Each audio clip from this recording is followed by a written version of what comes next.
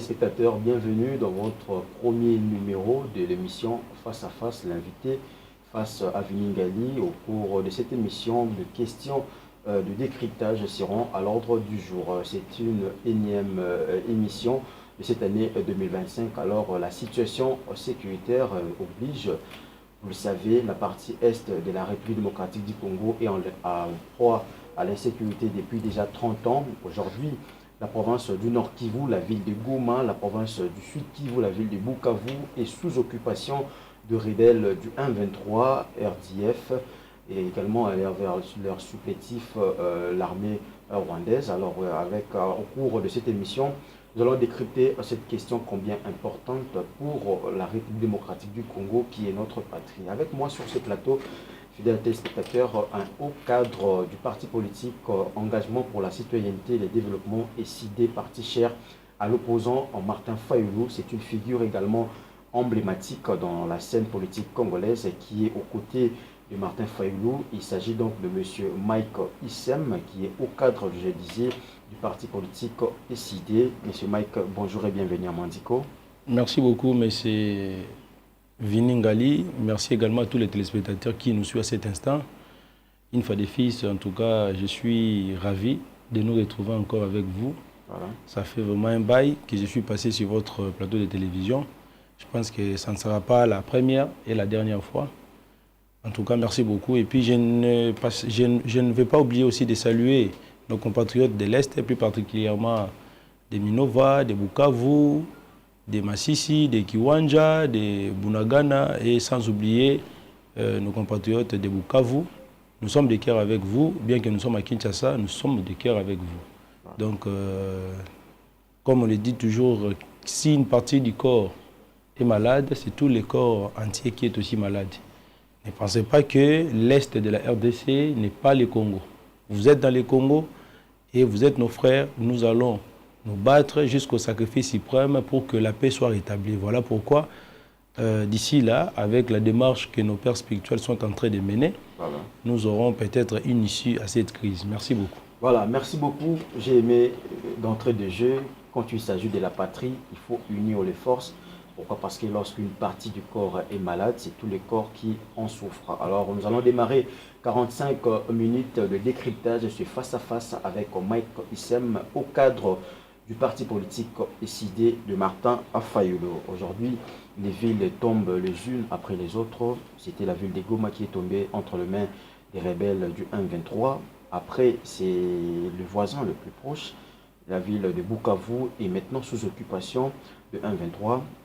Dans l'Ingato, sur la Mopinza, il y a des Congolais et des Kinois. Impressionnant, ils ont en tant que cadre, aux politiciens, aux Congolais d'abord, parce qu'il s'agit de la patrie. Impressionnant, ils ont Oui, merci beaucoup, M. Viningali. Ça fait très mal.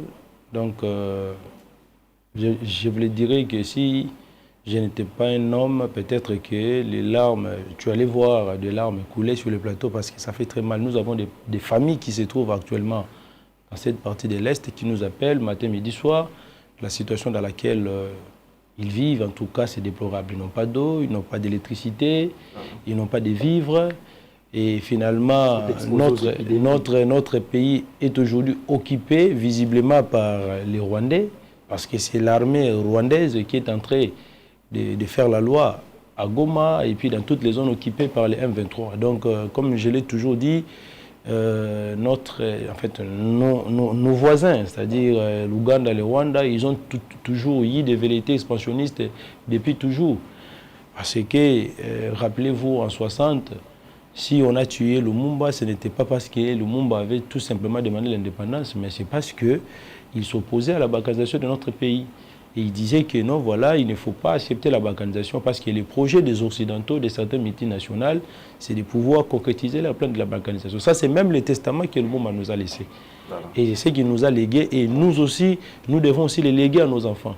Aujourd'hui, nous sommes en train de traverser une période très difficile de notre histoire. C'est même l'existence de notre nation. Voilà. Si nous ne faisons pas attention, Je ne sais pas, peut-être il y a certains compatriotes qui se diront, voilà, moi j'ai double nationalité, si demain la RDC serait balkanisée, je vais aller ailleurs, tout ça. Mais nous autres ici, nous n'avons que la nationalité congolaise, nous n'avons que le Congo comme patrie, comme nation. Et nous devons faire de notre mieux. Nous devons faire de notre mieux pour voir de voies et moyens comment trouver une solution idoine, afin d'éviter à ce que... Parce que ce que vous êtes en train de voir là, les villes tombent après, ce n'est pas un fait d'hasard. Okay. Nos agresseurs, ils ont profité de la crise interne dans notre pays. Et nous l'avons toujours dit.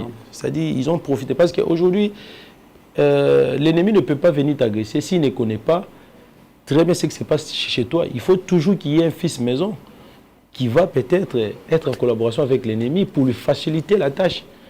Donc notre pays a été trahi par les siens. C'est-à-dire, je le dirais à Lingala que non, Makamozo comme la biso lelo, ezali parce que biso moko te permettre de monguna aya na mboka na biso. Parce que te permettre en sens nini parce que écoutez, je vais essayer un peu d'évoluer mon frère. Ça c'est vraiment une question qui est très sensible parce qu'aujourd'hui on doit privilégier d'abord l'intérêt supérieur de la nation. Certains de nos compatriotes qui pensaient que pour régler un différend avec son frère, il faut qu'il puisse prendre des armes en s'associant avec les ennemis, ne sachant pas que ces ennemis-là qui viendront pour, soi-disant, l'aider à régler son problème avec ses frères, ils ont aussi des velléités expansionnistes que lui, peut-être, il ne maîtrisait pas. Les Rwandais, les Ougandais, ce sont juste les instruments que le multinational, les puissances occidentales, les puissances mondiales ont toujours utilisés pour pouvoir créer l'instabilité dans notre pays. Chercher des voies et moyens pour pouvoir concrétiser le plan de la balkanisation. Lorsque nous nous sommes rencontrés en 2002 à San Zedi, lorsque le pays était déchiré par la guerre, où il y avait une grande partie qui était occupée par Jean-Pierre Bemba, avec les MLC, une autre partie qui était occupée par les RCD Roubewa. D'ailleurs, les M23 occupent des territoires. Ce n'est que récemment ici qu'ils commencent à occuper des villes. Mais Bemba occupait des provinces entières. La grande province de l'Équateur. Le même combat que mène aujourd'hui Corneille Nangaa, autrefois Jean-Pierre Bemba aussi, était dans la même logique. Contrairement à Martin Fayulu. Écoutez, je suis en train d'évoluer parce que les téléspectateurs qui nous suivent, ils doivent retenir quelque chose. Parce que vous m'avez dit que nous sommes... en fait, qui ont trahi la nation. Parce que quand je vous dis que notre pays a été trahi par les siens, c'est-à-dire par ses enfants, vous voyez, oui, c'est des fils de la maison, ce sont eux qui ont donné c'est-à-dire la force à l'ennemi pour agresser notre pays, pour concrétiser leur plan de la balkanisation. C'est pourquoi je les appelle même des compatriotes, des Congolais naïfs. Parce que, quels que soient les problèmes avec ton frère, tu ne peux pas aller s'associer avec nos ennemis pour... régler ton problème sans oublier les conséquences qui en découlent. Vous voyez, aujourd'hui, maintenant, il y a des pertes en vies humaines. Ce sont des milliers de Congolais qui meurent, tout simplement parce que Nanga a pris des armes pour, soi-disant, venir rétablir l'ordre constitutionnel. Ce sont des alibis, ce sont des faux fouillants. L'objectif, ce n'est pas ça. Nanga est dicté par les Rwandais. Nanga ne vient pas régler son compte avec Tshisekedi. Supposons qu'aujourd'hui, Tshisekedi n'est pas là. Nanga vient, il renverse les régimes. Et vous pensez que ça sera la fin de l'occupation? Non, au contraire, le pays sera encore occupé par les étrangers. Davantage. Vous voyez un peu. Et ne pensez pas que si tu viens prendre le pouvoir par les armes dans notre pays, Bemba l'avait dit dans le passé que s'il avait pris des armes, c'était pour rétablir l'ordre constitutionnel. Parce que selon lui, Kabila, fils, son père était arrivé au pouvoir par coup d'État. C'est pourquoi Bemba et les autres, ils ont pris les armes pour combattre le régime Kabila. Et il y a eu des milliers de morts, plus de 6 millions de morts qui sont morts, de 94 à 2002. Quand nous sommes rencontrés à San City, sous la médiation des Sud-Africains, c'est-à-dire de Nelson Mandela, c'était pour voir comment est-ce que le pays doit être, les pays peuvent être réunifiés, parce que les pays étaient déchirés par la guerre. Nos frères mouraient, nos sœurs étaient violées, tout ça. Donc, c'était vraiment l'hécatombe. Mais, il y a eu la médiation, nous nous sommes rencontrés à San City.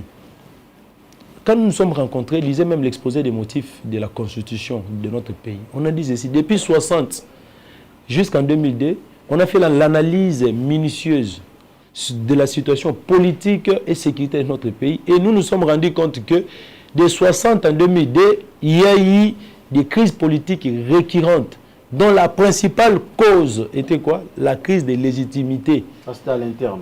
Ça, c'était lorsque nous nous sommes rencontrés. Oui. On a fait des analyses. Pourquoi Bemba a pris les armes? Pourquoi Roubero a pris des armes? Pourquoi est-ce que la guerre à l'Est ne cesse pas? Pourquoi est-ce que Mouzé avait pris des armes pour venir renverser Mobutu? On a fait l'analyse minutieuse. Ça, c'était en 2002, après le décès de Mouzé, après son assassinat. Et on s'est dit, maintenant, qu'est-ce que nous pouvons maintenant faire pour résoudre ces problèmes-là de la crise de légitimité?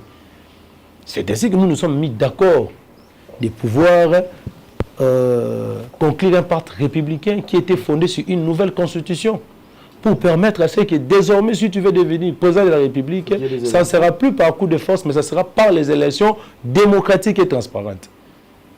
On a pris des engagements, tout le monde était là. Aujourd'hui, je vois certaines personnes avec arrogance qui disent que non, voilà, on ne va pas négocier avec X, avec Y, tout ça. Mais à l'époque, si Etienne Tshisekedi, qui avait milité... Nous allons revenir sur la question de dialogue. Oui. Revenons un peu en arrière par rapport à cette crise. Aujourd'hui, vous avez dit quelque chose de très important. Bemba occupait des villes entières. C'est maintenant des provinces. Des provinces en province. Mais lorsque la ville ou le territoire de Bunagana, sous occupation de 1-23 depuis près de 2 ans, il n'y a pas eu cette riposte rigoureuse, comme l'a dit le chef de l'État lors de ce dernier discours. Mais aujourd'hui, ils ont fait des gommas la ligne rouge. Est-ce qu'on peut parler d'un déficit de gouvernance ou de leadership? Tout à fait, mon frère. Si je suis rentré en arrière, il y a beaucoup de choses que nous allons dire, bon, malheureusement, parce qu'on n'a pas suffisamment de temps, mais j'essaierai bref. C'est à partir de là qu'on avait cherché à trouver une solution pour résoudre les problèmes de la légitimité. Et on croyait qu'à travers ces pactes républicains, on aurait résolu les problèmes. Mais comme l'homme politique congolais est moins sérieux, il ne respecte jamais les engagements. Arrivé en 2006, lors des élections, au lieu de nous organiser des élections réellement transparentes, réellement inclusives, dans laquelle la vérité des urnes sera respectée, et finalement, c'est Kabila maintenant qui va organiser une tricherie électorale pour s'imposer comme chef de l'État. Et la frustration a encore repris. La frustration a encore repris. Et puis, souvenez-vous, en 2007, il y a eu mort d'homme ici à Kinshasa, suite aux affrontements de quelques milices du MLC ici dans la ville de Kinshasa, qui a même occasionné la mort de Igo Tanzambi, paix en son âme. C'était suite à ça. La frustration avait déjà commencé. Même ici, après, Bemba avait accepté de faire l'opposition républicaine. Mais quelle était la suite? La suite était que le même gens avec qui Bemba avait négocié pour accepter les résultats, ils ont utilisé d'autres stratégies pour qu'ils soient arrêtés et jetés en prison. Vous connaissez l'histoire. Aujourd'hui, ce sont ces frustrations-là issues de la légitimité, de la contestation des élections, ce qui fait maintenant que les ennemis, nos ennemis, c'est-à-dire le Rwanda et l'Ouganda, ils étaient là en train d'observer la situation politique en interne. Parce que, tout le monde c'est-à-dire, Bazotala, ils profitent de faiblesse. Profiter, batali, tu as évolué bon, en 2011, bastali l'élection. C'est le vieux Tshisekedi qui était élu, et voilà, Kabila s'est imposé. Et jusqu'à ce que, tu comme en 2016, Kabila, au lieu de laisser, il n'a pas voulu laisser.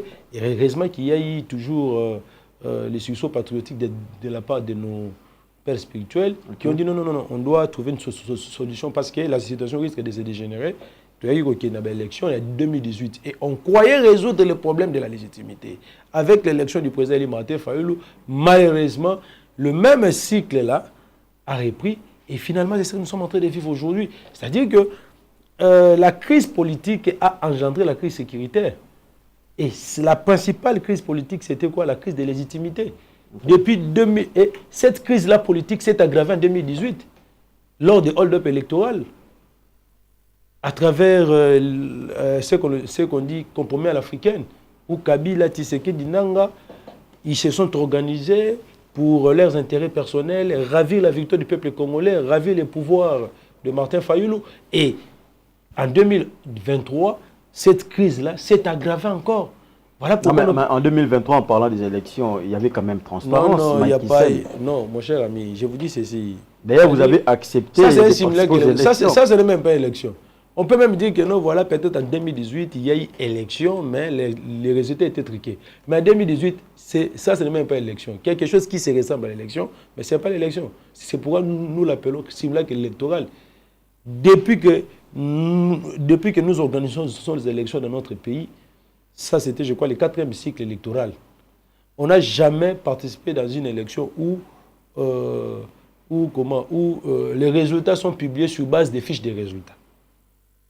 Tshisekedi dit, ces résultats, le résultat qu'on nous a publié et validé par la Cour constitutionnelle, c'était les résultats issus de la machine à voter, de fiches des résultats. Et c'est ça. Alors qu'on publie les résultats à partir des procès-verbaux de dépouillement qui sont contresignés par les témoins des partis politiques et le membre du bureau de vote. Mais ce n'est pas le cas. Nous, on nous a attribué 4%. Mais nous sommes allés vers la CENI. On a demandé à M. Kadima, donnez-nous quand même les procès-verbaux qui vont nous aider comme élément si nous voulons introduire les recours. Kadima nous dit, oh non, voilà, il faut passer. Jusqu'à aujourd'hui, on n'a jamais reçu. Bon, bref, aujourd'hui, le problème dans l'Est de la RDC, c'est un problème de légitimité. Je vous dis, mon frère, ça, c'est le péché originel. Le péché originel, c'est ça. Ça, c'est le péché originel. Le peuple congolais, c'est-à-dire quoi? Crise de légitimité, et ça qui est engendré crise sécuritaire. Si on a peut-être net Martin Fayulu. Tellement qu'il aime son pays, il a dit bon. D'ailleurs, lorsqu'il était parti aux États-Unis, on lui a brandi les micros. Après tout ce que Kabila t'a fait et Tshisekedi, est-ce que tu les as parlé? Il a dit non, moi je suis chrétien. Moi, en tant que chrétien, nous avons parmi les deux valeurs, on a l'amour et le pardon. Ce sont mes frères, ce qui est passé, déjà passé. Je les ai pardonnés. Mais il a pardonné à Félix, il a pardonné à Kabila, il a même pardonné à Nanga. Le président il a dit non, je vous pardonne.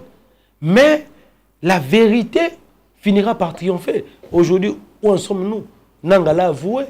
Il a dit que non, voilà, en 2018, la personne qui avait remporté, c'était Martin Fayulu. Mais ils n'ont pas voulu lui proclamer tout simplement parce que le régime passé de Kabila avait du mal parce qu'ils savaient que si Martin Fayulu a l'effectivité du pouvoir, avec tout ce qu'il a fait dans le passé, ça va lui rattraper. C'est pourquoi il cherchait quelqu'un avec qui il pouvait faire des accords pour qu'il soit protégé. C'est ça. Et en faisant ces accords-là, est-ce que ces accords-là étaient au profit du peuple congolais ou bien c'était pour les intérêts mesquins de quelques individus? Et maintenant que Félix n'a pas respecté certains de ces accords-là, c'est ainsi que Nanga est allé prendre les armes pour chercher maintenant à régler son problème avec Félix. C'est ça le problème. Au départ, quand vous avez remonté dans l'histoire, vous avez dit que le problème de la RDC, c'est un problème de politique interne, des conflits à l'interne. Tout à fait. Est-ce qu'on peut parler aujourd'hui de l'égoïsme au niveau de l'Amouka aussi? Parce que Félix Tshisekedi vous a tendu la main, mais cette main n'a pas eu son retour. Il nous a tendu la main quand? Il a voulu travailler avec vous. Il a ouvert la porte à tout le monde. Comment il peut travailler avec nous? Quelqu'un qui n'a jamais remporté les élections. Non, il a ouvert la porte à tout le monde. Qu'il y ait des propositions. Parce qu'on ne peut pas faire une opposition que de la maison où vous faites des propositions, mais il faut passer à des propositions. Mais est-ce qu'on peut parler de l'égoïsme à votre niveau aussi? Non, il n'y a pas de l'égoïsme. C'est pourquoi vous voyez, si je commence à vous donner des exemples ici, on ne va pas parler de nation, on va commencer à parler des individus. Or, à ce stade, nous devons parler le même langage. Mais si je rentre en arrière, c'est pour expliquer à la population congolaise que ce que nous vivons aujourd'hui, la crise sécuritaire que nous vivons aujourd'hui, vient de la crise politique qui s'est aggravée en 2018 et en 2023. Et ce que Nanga est en train de mener comme rébellion, il est en train de le mener pour régler son problème. Le non-respect des accords, parce que lui, il est témoin, il a même dit que non, il était l'homme de première loge. Il connaît les accords qui liaient Félix avec Kabila. C'était ça. C'est pour cette raison que Tshisekedi, comprenant la situation, qu'est-ce qu'il a dit? Il a dit que non, l'AFC c'est Kabila. Parce que tout simplement, il sait que Nanga est téléguidé par Kabila selon Tshisekedi pour lui rendre des comptes. par rapport aux accords qu'ils ont signés. Et ces accords-là, c'était quoi les accords de gouvernance? Voir comment est-ce qu'ils vont gérer tout ça. Et lui, en 2021, lorsqu'il a rompu plutôt l'alliance FCC-CACH, c'est alors maintenant que le M23 a repris son mouvement là-bas à l'Est. C'était juste après la rupture comme FCC-CACH. Okay. Et il a tendu la main. Tshisekedi nous a tendu la main en 2021, lorsqu'il a rompu l'alliance avec le FCC, pour dire que non, voilà, venez, nous allons créer le Front commun pour la nation. Le président a dit non. Le FCC et l'Union sacrée qui sera créée tout à l'heure, là, ça sera la deuxième grossesse du mariage FCC-CACH. Parce qu'on savait que Tshisekedi était toujours avec Kabila. C'est qu'il n'était plus le cas. Non, on savait qu'il était toujours avec Kabila. Et Tshisekedi a toujours voulu le rapprochement avec Kabila. C'est Kabila qui a révisé.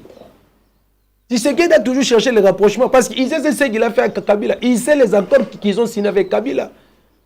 Les gens de l'UDPS qui nous suivent, ils connaissent la vérité, la réalité. Jean-Marc Kabound sait quelque chose. Donc aujourd'hui, quelqu'un est en train de prendre les armes, s'associer avec les ennemis qui depuis toujours, ils ont eu des velléités expansionnistes contre notre pays, dans le seul but de régler son problème avec son frère. Non, ça, et puis ça c'est une rébellion purement personnelle. Ça n'a rien à voir avec la libération de notre pays. En parlant justement de cette rébellion Mike Issem, j'ai une question par rapport à cela, parce que si on essaye de revoir cette avancée significative de M23 jusqu'au point de conquérir la ville de Goma, qui est une ville très stratégique, aujourd'hui la ville de Bukavu, très stratégique également. Lorsque vous voyez le fonctionnement de l'armée congolaise, vous en tant que politique, vous vous dites quoi? Nous, dans notre programme de manifeste de Kisangani, qui est le programme de gouvernance... Oui, on est arrivé d'ailleurs dans le manifeste de Kisangani pour... Oui, tout à fait. Quand vous dites ça, je vous dirais, c'est les conséquences de la mauvaise gouvernance. Vous voyez, celui qui veut la paix prépare la guerre. Nous le savons très bien que notre pays fait face à une agression intempestive de la part de nos voisins de l'Est, c'est-à-dire l'Ouganda et le Rwanda. La première des choses, quand vous arrivez au pouvoir, il faut d'abord faire quoi? Chercher comment faire la réforme de l'armée. Tshisekedi, pendant 6 ans, il n'a pas fait la réforme de l'armée. Même aujourd'hui, ils sont en train de lancer l'appel à la mobilisation des jeunes d'aller s'enrôler dans l'armée. Mais la formation... C'est un appel lancé en retard? Je dis ceci, ce n'est pas maintenant. Parce que maintenant, là, nous pouvons aller. Nous enrôlons dans l'armée. Mais il faut qu'il y ait un temps pour la formation. Le temps de la formation, là, le minimum, c'est 9 mois. Ça, c'est effort spécial. Maximum, c'est 3 ans. Pour que tu deviennes un militaire bien formé. Alors que le pays est déjà agressé. Nous sommes déjà en pleine guerre. Sous occupation. C'est ça le problème. Maintenant, est-ce qu'à ce moment ici, nous devons commencer à faire le recrutement, la formation et de doter les moyens nécessaires à nos FARDC pour pouvoir défendre l'intégrité territoriale? Je peux dire que non, c'est déjà tard. Mais comme c'est déjà tard, mais nous devons défendre tout pour notre pays. Qu'allons-nous faire? Voilà pourquoi le président Martin Fayulu, au sortir du simulacre électoral en 2024, l'année passée, il nous a convoqués au conseil extraordinaire de notre parti où tous nos membres de l'extérieur comme de l'intérieur étaient à Kinshasa. Il nous a dit, venez parce que je vois quelque chose qui se prépare contre notre pays. Analysons la situation politique, sécuritaire de notre pays. On a analysé et nous avons fait des propositions sous forme de résolutions. Nous avons dit ceci. Nous tous, nous sommes d'accord que c'est le Rwanda qui nous agresse. Qu'est-ce que vous attendez pour rompre les relations diplomatiques avec le Rwanda? Bouche bée, nos amis de l'Union sacrée, ce qui les intéressait à cette époque-là, au mois de mars de l'année passée, c'était le partage du gâteau. Hein, les poids politiques. Aujourd'hui, on ne parle plus de poids politiques. Hein. On ne connaît pas les quotas de ces gens-là, AFDC, INC. Quel est maintenant le quota de l'AFDC, de l'INC, de l'UDPS?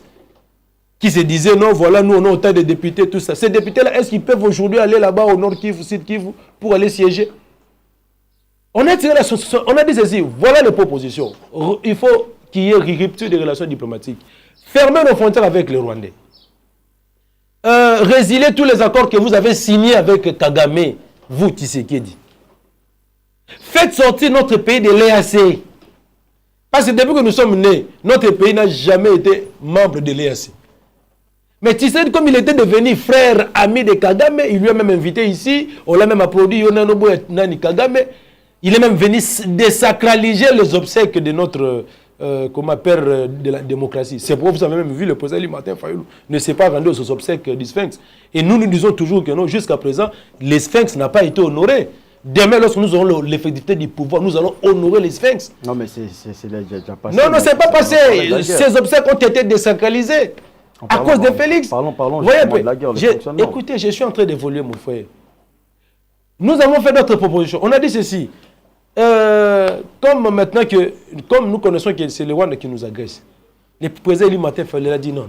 Comme moi, je n'ai pas l'effectivité du pouvoir, c'est Félix qui est là. Nous avons des institutions de fait. Mais c'est mon frère. Qu'est-ce que je dois faire? Je dois chercher comment est-ce que nous allons créer un front commun en interne. Mais si moi j'appelle Félix... À l'interne avec le pouvoir en place. Écoutez, si moi j'appelle Félix, il ne viendra pas à mon invitation, il dira que non, voilà, lui il est président, moi je dois aller vers lui. Vous voyez? Si lui aussi m'appelle, moi je dirais que non, voilà, tu es un usurpateur, je ne peux pas venir vers toi. Bon, s'il appelle Kabila, déjà avec Kabila, ils ne vont pas s'attendre. S'il appelle Katumbi, déjà avec tout ce qu'ils ont fait à Katumbi, Katumbi ne viendra pas.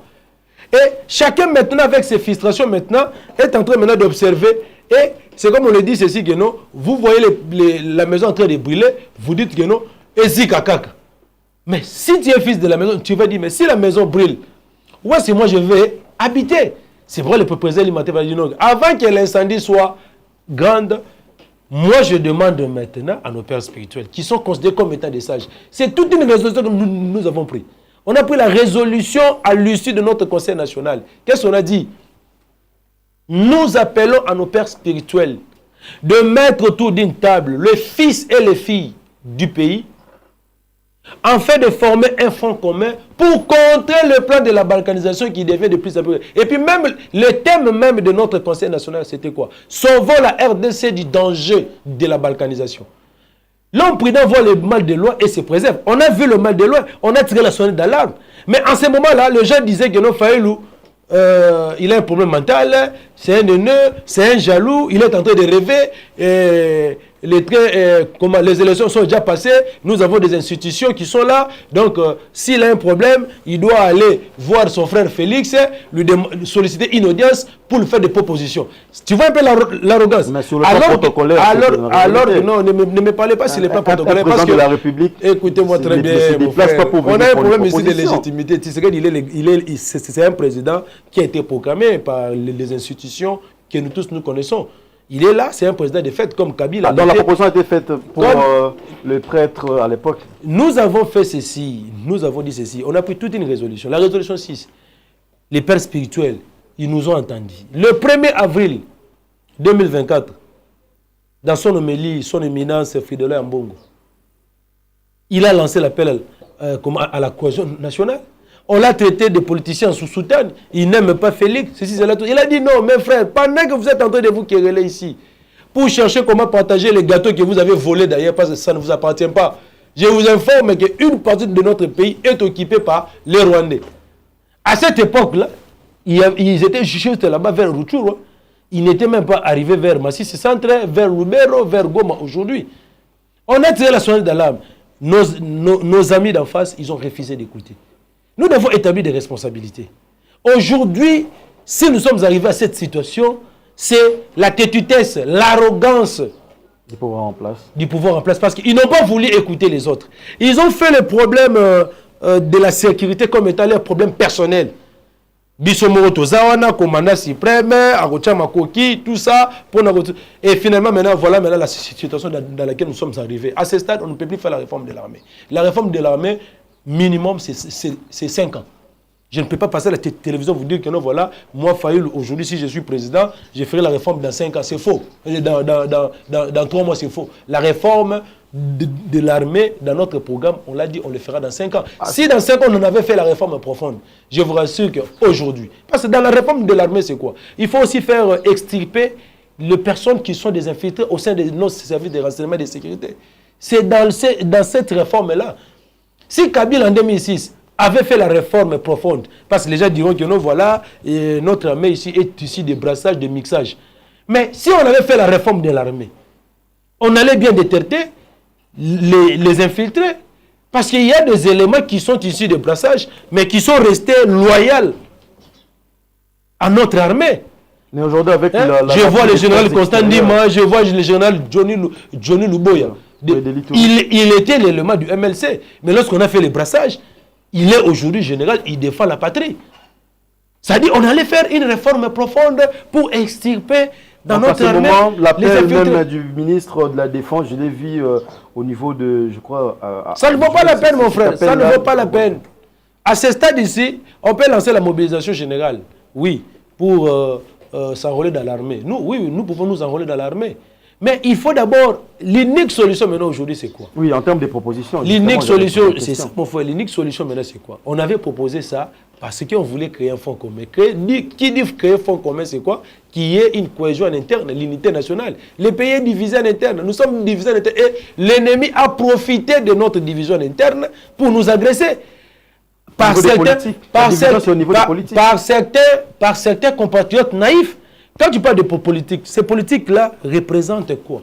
Représentent la population. Aujourd'hui, Martin Fayulu, c'est un leader. C'est un politique, n'est-ce pas? S'il dit un mot, n'est-ce pas que la population qui est derrière lui va le suivre?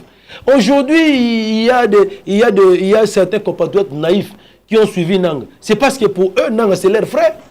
C'est comme ça, non? C'est-à-dire que non, ce sont des politiciens qui sont à la base de la division du peuple congolais. Tshisekedi venait avec le tribalisme primaire. C'est d'ailleurs ça que le président lui, Martin Fayulu, l'a dénoncé lors de son discours du 30 décembre dernier. Le tribalisme primaire, le tribalisme primaire, c'est-à-dire que... l'entourage est... c'est-à-dire il n'y a pas la méritocratie en fait. C'est-à-dire pour Tshisekedi, pour bénéficier de son ordonnance, la condition sine qua non, d'abord, il ne regarde pas ta compétence, il ne regarde pas tes capacités, tes qualités, il regarde d'abord si tu es membre d'un même espace linguistique que lui, c'est comme ça. C'est pourquoi aujourd'hui, allez-y, je peux même vous donner quelques exemples des entreprises publiques. Aujourd'hui, sur 100% des entreprises publiques, 70% de membres du conseil d'administration sont d'un même espace linguistique. Allez-y vérifier. C'est ça le problème. Oui. Donc, suite maintenant à cette division-là, c'est ainsi que l'ennemi a profité pour nous agresser. Voilà pourquoi le président Martin Fayulu, lors de son discours du 30 juin 2024, il a réitéré son appel à la cohésion nationale. Et lorsqu'il a lancé l'appel à la cohésion nationale, moi et vous, nous sommes ici à Kinshasa, vous avez vu, il a été tiré à boulet rouge. Certains même ont dit que non, même par ses frères de l'opposition, qui ont dit que non, Martin Fayulu est épuisé, est essoufflé, il cherche un poste auprès de M. Félix, ceci, cela. Mais on parle justement des ambitions démesurées au niveau de l'opposition. Vous n'avez pas réussi à faire front commun pour faire face au pouvoir en place aux élections. Front commun, c'est-à-dire désigner un candidat commun. Mais on avait déjà désigné un candidat commun en 2018. Est-ce que ce candidat-là n'avait pas remporté les élections? Il avait remporté les élections.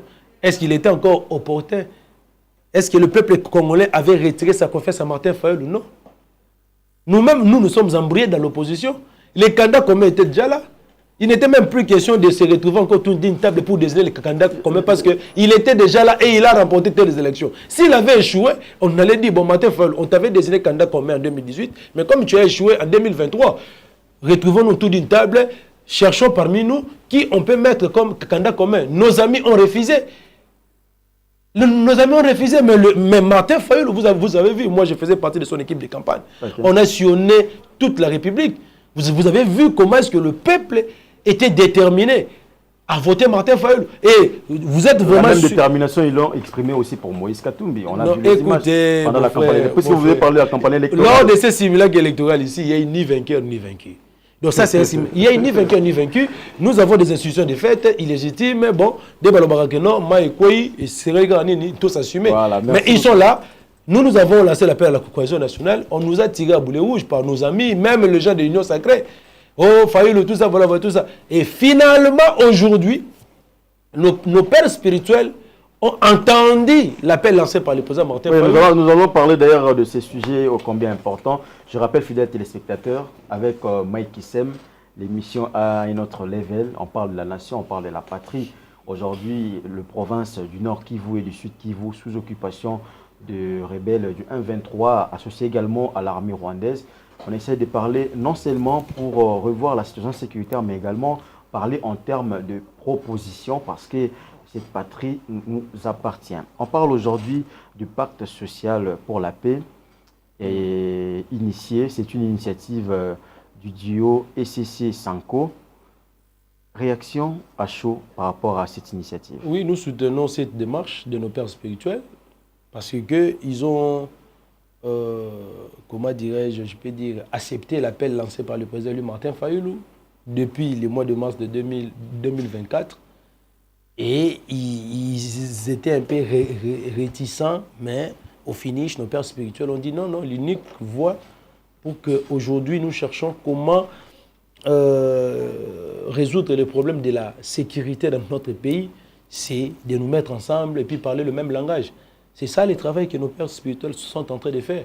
C'est une démarche louable et nous sommes en train de soutenir ça. Et tout le peuple congolais aujourd'hui se range derrière nos pères spirituels parce que même nos compatriotes de l'Est, ils attendent l'issue de ces pactes sociales-là.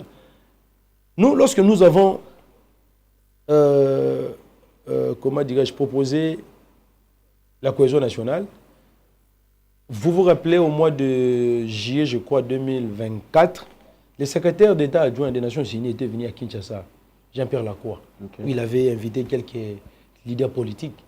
Lorsqu'il a rencontré le président Martin Fayulu, il lui a demandé qu'est-ce que nous pouvons faire pour résoudre le problème de l'insécurité à l'Est. Qu'est-ce qu'on peut faire pour que la paix revienne à l'Est. Le président a dit ceci. Le processus de Nairobi a échoué. Le processus de Luanda que vous soutenez, vous les Nations Unies, a échoué. Donnez la chance au processus de Kinshasa. C'est-à-dire, un dialogue interne. Nous-mêmes, les Congolais, nous sommes capables de résoudre le problème de notre pays. Parce que la solution au problème de notre pays ne viendra ni de l'Orient, encore moins de l'Occident. Il n'y aura personne qui va défendre notre pays plus que nous-mêmes. Il n'y a personne. Nos amis d'en face de l'Union sacrée pensaient que, à travers le processus de Nairobi, de Luanda, il y aura les troupes étrangères qui viendront ici et ils ont dépensé de l'argent inutilement. Croyant que non, ces troupes-là, en venant ici au Congo, ils vont rétablir la paix à l'Est. Mais nous avons tous vu le contraire. Même le mercenaires étranger que Félix avait fait venir ici, soi-disant que non, voilà, ils vont combattre et rétablir la paix à l'Est. Ils sont partis sans même combattre. Alors qu'ils étaient payés 10 fois plus que même nos officiers supérieurs. C'est pour vous dire quoi? Il n'y a personne. Ne pensez pas que l'armée sud-africaine va envoyer ses troupes ici pour mourir pour le Congo. Impossible. Lui-même, là-bas, en Afrique du Sud, on lui a fait pression. Il commence à retirer ses troupes. On espérait aussi d'avoir le soutien du Burundi. Aujourd'hui, ils sont où? Ils ont récupéré leurs troupes. C'est pour vous dire que non, il n'y a que nos FARDC qui peuvent défendre l'intégrité territoriale de notre pays. Mais malheureusement, Félix ne nous a pas entendus. On a fait des propositions. Donc, vous soutenez la démarche des prêtres? En tout cas, ça, pourquoi on ne peut pas soutenir ça? Parce que la démarche du prêtre prend son origine à l'appel à la cohésion nationale. À l'appel de Martin Fayulu, c'est ça. Comme vous avez dit. Et finalement, quand nous avons dit au secrétaire général adjoint des Nations Unies le processus de Kinshasa, il voulait savoir c'est quoi le processus de Kinshasa. Et là maintenant, c'est là où maintenant je dois maintenant expliquer au peuple congolais. On a dit ceci, dans le processus de Kinshasa, nous allons chercher à résoudre non pas seulement la crise sécuritaire, mais aussi la crise politique. Mais l'urgence aujourd'hui s'impose. On doit d'abord résoudre la crise sécuritaire avant de résoudre la crise politique. Qu'allons-nous faire? Félix est là, nous avons des institutions de fait, nous avons un parlement illégitime, pas de problème, des députés nommés, ils sont là. On n'a pas de problème avec nos frères, ils sont là. Kadima est responsable de ce qu'il a fait en 2023, il n'y a pas de problème, on avance. Mais maintenant nous sommes agressés. Qu'allons-nous faire? M. Fayulu, il a dit voilà, nous devons nous concentrer sur 4 priorités. Première chose, comment restaurer l'intégrité territoriale de notre pays. On va restaurer l'intégrité territoriale comment? On va mettre en œuvre des stratégies. Comment actionner l'article 63 qui nous dit ceci: tout Congolais a le droit et le devoir sacré de défendre son pays face à l'agrégation extérieure. Aujourd'hui, on n'a pas besoin de la formation militaire. Aujourd'hui, on a besoin de la mobilisation générale. Aujourd'hui, si les peuples congolais, nous sommes ensemble, nous parlons le même langage. Je vous rassure, Viningali, retenez bien la date d'aujourd'hui. C'est ça les initiatives, les stratégies que nous avons mis en place. Et puis, on ne peut pas tout dévoiler sur la place publique parce que nous sommes dans une période de guerre. Il y a des stratégies. Les gens diront que non, est-ce que Martin Fayulu, il est militaire? Mais non, mais quand nous avons conçu notre programme de gouvernance, dans les volets sécuritaires, on a fait recours aux experts militaires. Ce n'est pas pour rien que je vous ai dit, la réforme de l'armée, maximum, c'est 5 ans. On a fait recours aux experts militaires. Nous connaissons quelques stratégies que nous allons mettre en place. On avait même dit aussi que non, nous, aujourd'hui, si on avait l'effectivité du pouvoir, on allait déplacer l'état-major qui est ici, à Beni. Si l'état-major, ça ne demande même pas les moyens, ça ne demande même pas une année, 2 ans. Dans les 100 premiers jours, l'état-major serait là-bas. Et puis dans les 100 premiers jours, donc on a des stratégies. Nous voulons maintenant prendre nos propositions. Parce que j'ai une autre question toujours par rapport au pacte. Oui, c'est ça. Donc c'est-à-dire que ça c'était d'abord la première priorité, c'est-à-dire comment restaurer l'intégrité territoriale de notre pays. C'est-à-dire il y a des stratégies que nous ne pouvons pas tout exposer sur la place publique. Parce que votre chaîne ici est suivie, même à Kigali, même à Rwanda. Kagame vous suit régulièrement. Surtout quand moi je passe sur un plateau de télévision, il est là concentré pour attendre les stratégies qui sortiront. En tout cas, là, si vous voulez comprendre les stratégies, attendez quand nous allons conclure le pacte social pour la paix et le bien-être. Mais en parlant justement de ce pacte social, au niveau du pouvoir. Je n'ai pas fini, mon frère ami. Prenez votre mal en patience. J'ai tenté de parler des 4 priorités. La deuxième priorité, maintenant, c'est quoi? On doit mettre fin à la prédation des ressources publiques. Comment lutter contre la gabegie financière, le vol, le détournement. C'est-à-dire qu'il faut mettre en place une gouvernance intègre. Et en mettant en place une gouvernance intègre, nous allons récupérer cet argent-là qui sont volés, dilapidés inutilement par certaines personnes, les mobiliser pour les efforts de guerre. Et aussi, la première personne qui avait fait la proposition de la réduction des trains de vie des institutions, c'était Martin Fayulu. On a dit, nous devons réduire sensiblement les trains de vie des institutions. On a des institutions budgétivores aujourd'hui. CNC vient dans les rencontres. Et ça, la ranine. Mais les millions sortent chaque fin du mois. Il y aura la fin de calme, il ne parle pas. Parce qu'il y a des millions qui sortent. Ceux qui ont dissous des gars à CNC, ils deviennent opposants. Je vous dis ceci. C'est-à-dire, ça ne fait absolument rien. On doit supprimer certaines institutions comme la CNSA, ça n'a pas d'importance. On doit dissoudre en ce moment ici, on doit dissoudre le Parlement. Sénat, Assemblée nationale, quel est l'apport des députés maintenant dans cette période de guerre? C'est extraordinaire. Ça ne va rien apporter. L'argent que nous dépensons pour leurs émoluments, pour les frais de fonctionnement de ces deux institutions-là, ceux qui dissoudre en haut, des millions de millions là, tu mobilises pour les efforts de guerre, tu as dit qu'on motiver les militaires na biso au bazar na front. To doter de matériel aux alliés ma casse aux alliés sophistiqués. Je vous rassure que non, la donne va changer dans l'est. Voilà. Troisième priorité, c'est quoi? Nous cherchons la cohésion nationale. Mais notre pays, comment dirais-je, en fait, les droits humains ne sont pas respectés, ne sont pas garantis. Aujourd'hui, la plupart des politiciens, des leaders d'opinion qui sont en prison, c'est tout simplement parce que ils défendent le peuple. Mike Mukebaye, Seth Kikouni, vous prenez Jean-Marc Kaboun, ils n'ont pas volé. Hein. Ils n'ont pas volé, ils n'ont pas insulté quelqu'un. Mais tout simplement parce qu'ils ont dit des vérités, comme ça dérange le pouvoir en place, ils n'aiment pas la vérité, et finalement, ils sont en train de couper en prison. Mais les gens qui détournent l'argent de l'État, des détourneurs, des voleurs patentés, comme l'a dit le président Martin Fayulu, roulent carrosse, ils sont protégés par des immunités tribales et politiques de M. Félix. Maintenant, comment maintenant faire? On doit d'abord chercher à faire la décrispation du climat politique. Il faut libérer tous ces prisonniers politiques-là, tous ces journalistes qui ne font absolument rien en prison, et permettre aussi le retour des exilés politiques. Franck Diongo, Jean-Claude Vouemba, ils doivent rentrer. C'est alors que nous allons favoriser la cohésion nationale. Et puis la quatrième priorité maintenant, c'est quoi? C'est de préparer maintenant les réformes institutionnelles. Nous savons très bien qu'aujourd'hui, nous avons des institutions défaites.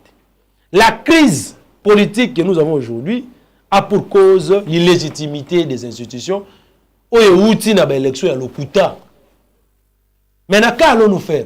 Nous devons maintenant faire des réformes. On doit mettre en place une institution de réforme institutionnelle. Cette institution-là sera chargée de faire quoi? 1. De faire la restructuration profonde de la CENI. De mettre en place une CENI réellement indépendante, composée de toutes les parties prenantes. Ce n'est pas la CENI monologue de Kadima où il n'y a que des membres de l'Union sacrée. Une CENI réellement indépendante. Deuxièmement, on doit faire la restructuration de notre cour constitutionnelle. Ce n'est pas une cour constitutionnelle tribalisée aujourd'hui où, parmi les 9 juges dans le passé, il y avait au moins 6 juges d'un même espace linguistique.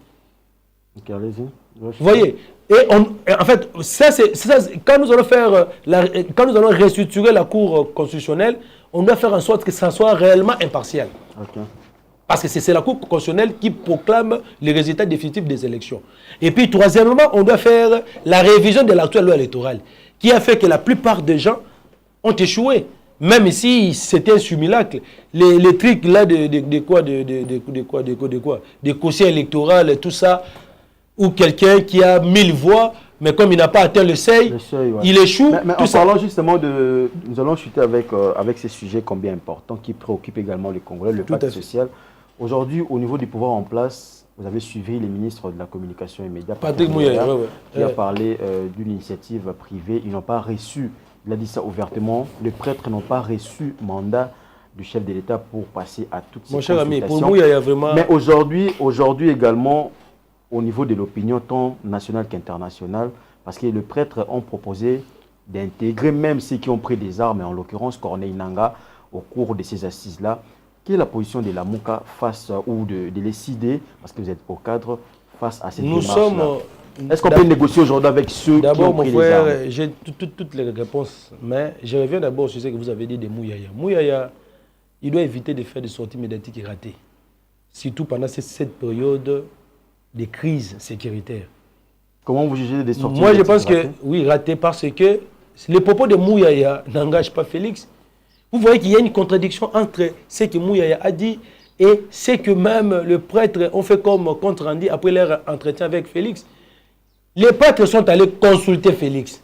Ce n'est pas Félix qui les a consultés d'abord de 1. Ils ont sollicité l'audience auprès de Félix. Ils sont allés les consulter pour lui présenter leur feuille de route.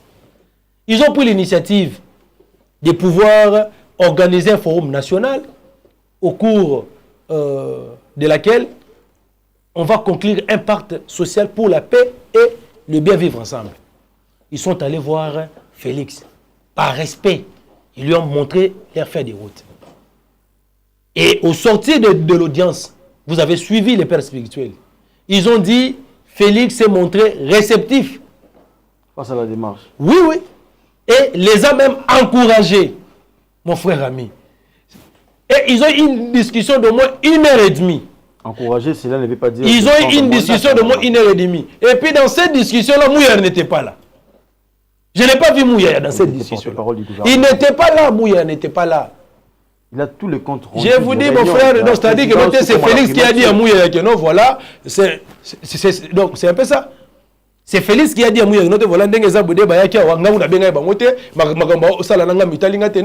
C'est Mouyaya le même, comme il veut toujours faire de baise, tout ça. Il passe à la télévision pour rencontrer des synopsides de n'importe quoi, c'est ça le problème. Trop de communication sur la communication. Dans un pays sérieux, Mouyaya serait déjà viré.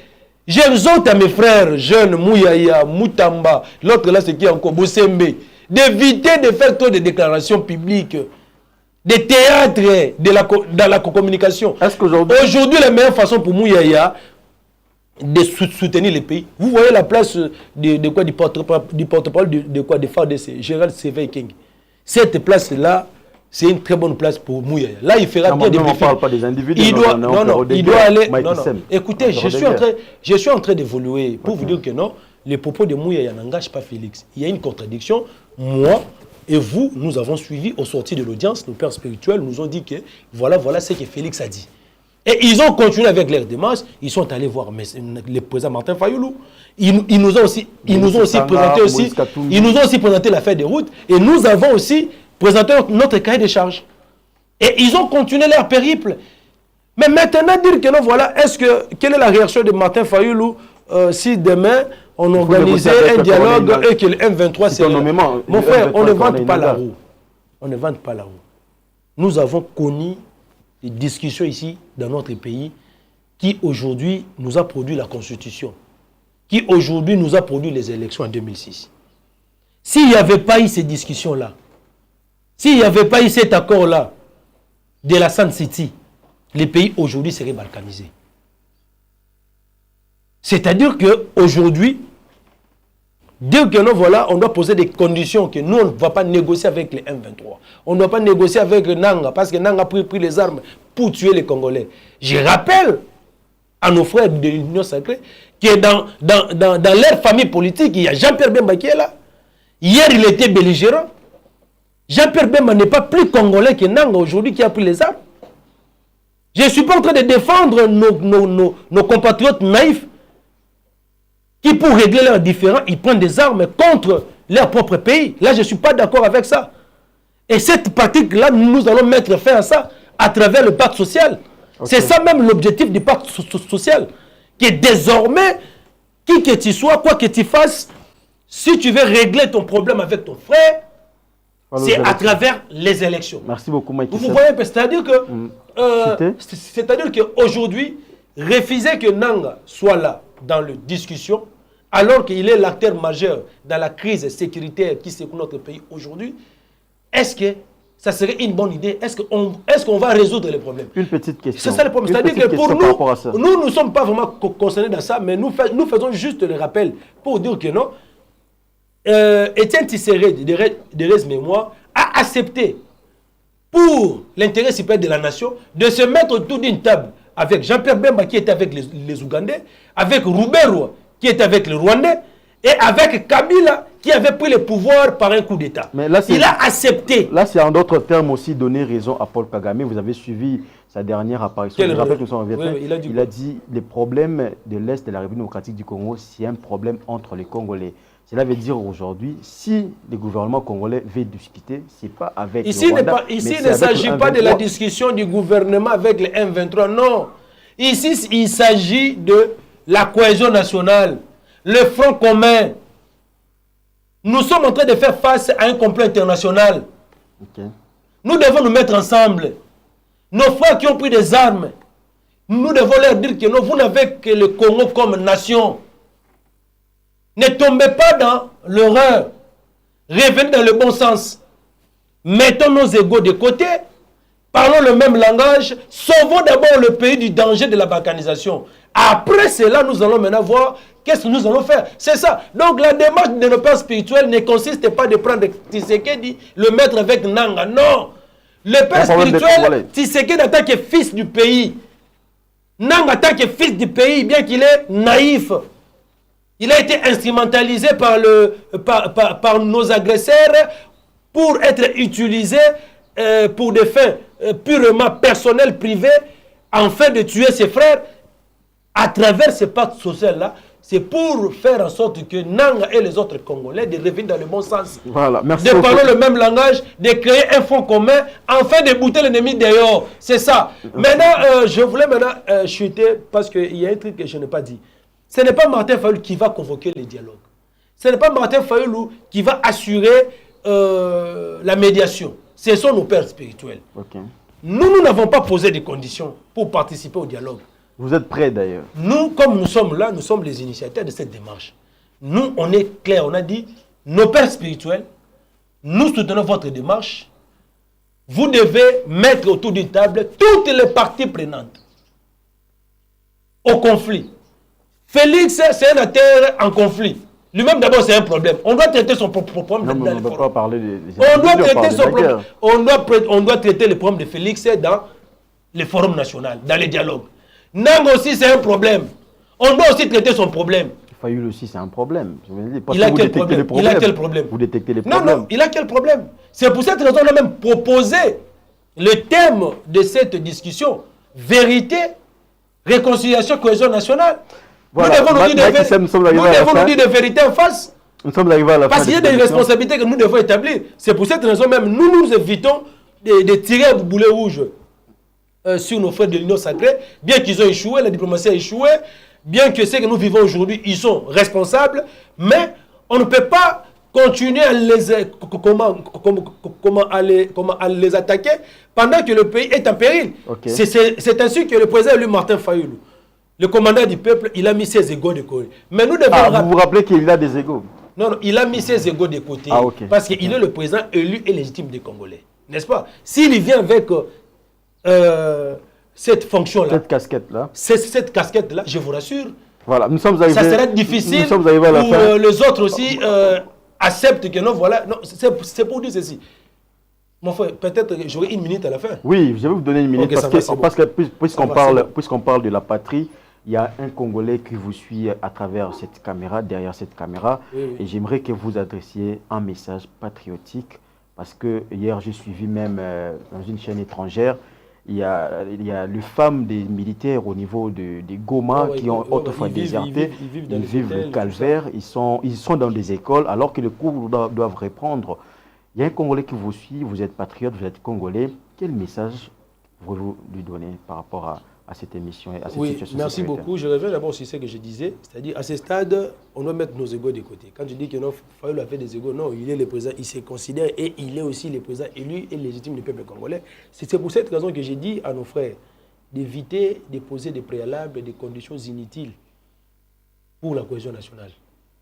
Celui qui aime le Congo ne va pas refuser la cohésion nationale. Celui qui aime le Congo ne va pas refuser que nous puissions parler le même langage, nous puissions créer un front commun pour combattre l'ennemi et pour contrer les plans de la balkanisation. Parce qu'aujourd'hui, nous tous nous sommes d'accord que le pays fait face à un complot international. Nous devons sauver les pays en danger. C'est ainsi que le président Martin Fayoulou, malgré tout ce que Félix l'a fait, Kabila l'a fait, Nanga l'a fait, malgré tout ce que vous faites au peuple congolais, malgré tout ce qu'il a vécu, il a dit, en tant que patriote, en tant que Congolais, le président Martin Fayoulou n'a qu'une seule nationalité congolaise. Il n'a pas la double nationalité comme certains acteurs politiques. Même si aujourd'hui, nous vivons les conséquences de la malédiction de Félix, pas de problème. Mais le problème est de sauver d'abord le pays. Là, je n'ai même pas abordé ces sujets parce que je devais encore rentrer très, plus loin pour dire que non, voilà. Même dans le passé, quand vous lisez la Bible, vous allez voir que à chaque fois qu'un roi commettait un péché, Dieu frappait son peuple. Vous vous rappelez de David? David a tué son militaire pour sortir avec sa femme. Ur. Et au lieu que Dieu puisse frapper David, il a dit, je vais frapper le peuple israélien de la peste, de plusieurs maladies, parce que c'est toi qui es le numéro 1 de ces peuples-là. Aujourd'hui, ce que nous subissons aujourd'hui, c'est la malédiction qui vient de Félix. C'est les conséquences de sa malédiction. Parce qu'il a juré devant le peuple qu'il ne va pas trahir le Congo. C'était ici sur enseignement. Fayoulou était là, Katoum était là. Ils ont juré, ils ont dit ceci, c'est lui qui va trahir. Il sera maudit. Et c'est là où se trouve la malédiction de Félix. À ce stade, il doit faire la repentance. La repentance, et puis nos pères spirituels, ne suivez pas ce que fait Moutambala. Il vient dans une église, vous priez tout ça. Il faut juste chercher à organiser une prière pour Félix. Après la repentance, de les exorciser. À ce moment-là, l'opprobre qui est sur le peuple congolais, d'abord Dieu va l'enlever. Et ensuite, quand nous allons nous mettre sur une même table, on verra maintenant comment mettre des stratégies en place en tant que Congolais pour lutter contre l'insécurité à l'Est. Je dirais maintenant ici, concernant le dernier mot, à tous nos compatriotes, tout celui qui se dit qu'il est réellement Congolais, je vous le dirai, je vous dirai ceci. Notre pays traverse un moment très difficile de son histoire. Si nous ne faisons pas attention, nous n'aurons que les yeux pour pleurer. Nous n'aurons que les yeux pour pleurer. Parlons nation. Évitons de parler des individus. Tous privilégions l'intérêt supérieur de la nation. Quoi que tu sois, quoi que tu fasses, qui que tu sois, je vous demande, mes chers et frères, mettons nos appartenances politiques de côté, mettons nos appartenances ethniques, tribales de côté, mettons nos appartenances, je ne sais pas, religieuses, je ne sais pas quoi de côté. Nous tous parlons nation. Et je suis en train aussi de vous demander de pouvoir suivre de près la démarche que mènent nos pères spirituels, car à travers ces pactes sociaux que nous allons conclure, ça va permettre à notre pays de pouvoir consolider la paix, non pas seulement dans notre pays, et puis dans la région des Grands Lacs. Donc, évitons de nous attaquer les uns des autres. Et je crois même mes compatriotes naïfs qui ont pris des armes et qui sont à l'Est, je leur demande de se désengager avec nos agresseurs, nos ennemis. Si c'était par naïveté que vous avez pris des armes, vous avez cru que non, voilà, en renversant Félix, vous aurez peut-être gain de cause. Mais je vous rassure qu'ils sont en train de vous utiliser juste dans le seul but de chercher comment balgariser notre pays. On n'a que le Congo et nous devons le défendre conformément à l'article 63. Voilà. J'ai dit et je vous remercie. Merci beaucoup, Omar Kissem, pour votre message patriotique adressé à nos compatriotes de l'Est. Merci on également. Traîné, on a fait juste 45 minutes de décryptage. Il y avait beaucoup de choses à dire. Je crois qu'on aura une autre émission bien élaborée d'une heure du temps. Là, c'est le week-end pour en parler encore plus. Merci également à vous, fidèles téléspectateurs. Merci à l'équipe technique qui nous a accompagnés pour la réalisation de cette émission. Retrouvez l'émission également sur toutes les plateformes de téléchargement. YouTube, tapez Mandiko Télévision. On se retrouve très prochainement avec la même détermination, le même travail. La RDC nous appartient et nous avons l'obligation de défendre cette patrie. Merci beaucoup. À très vite. Au revoir.